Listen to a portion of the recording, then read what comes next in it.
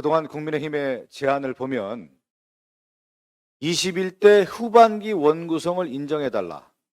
처음에 제안을 이렇게 들어왔습니다. 그것은 22대 총선을 민심을 수용하지 않겠다는 뜻이었고요. 그 이후에 협상을 내용을 보면 어느 날 법사위, 어느 날은 운영위를 맡겠다. 또 어제는 1년씩 돌아가면서 맡겠다. 이런 내용을 보면 결국 국민의힘이 여전히 총선 결과를 수용하지 않고 있다. 그리고 민심을 거부하고 있다는 것이 드러나고요.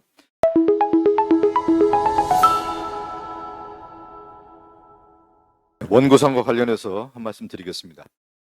국회 정상화를 막으려는 국민의힘의 전략을 국민이 모를 것 같습니까? 총선이 끝난 지 벌써 2달의 시간이 흘렀지만 윤석열 대통령은 아무것도 바뀐 것이 없습니다.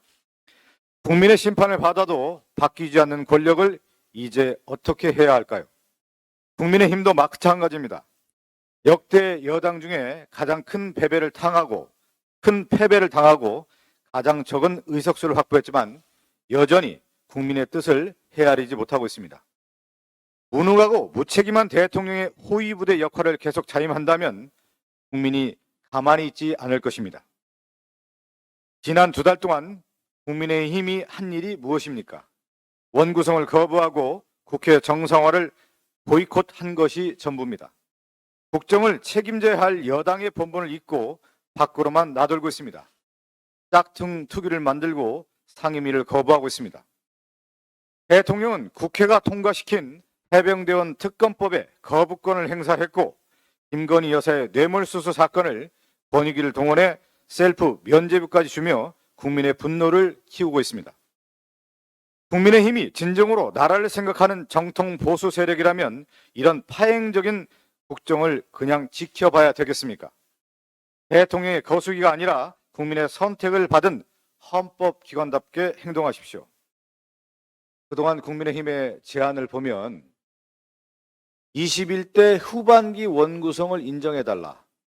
처음에 제안을 이렇게 들어왔습니다. 그것은 22대 총선을 민심을 수용하지 않겠다는 뜻이었고요. 그 이후에 협상을 내용을 보면 어느 날 법사위, 어느 날은 운영위를 맡겠다.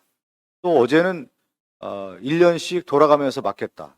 이런 내용을 보면 결국 국민의힘이 여전히 총선 결과를 수용하지 않고 있다. 그리고 민심을 거부하고 있다는 것이 드러나고요. 그저 국회 정상화를 막으려는 전략이라는 점을 그대로 드러나고 있습니다. 이것을 국민이 모를 리가 없습니다. 국민은 지금 일하는 국회, 민생을 지키는 국회, 개혁을 추진하는 국회를 원합니다. 총선 민심을 돌아보고 민심을 받들기 바랍니다. 민심을 계속 거부한다면 국민이 가만히 있지 않을 것입니다. 이상입니다.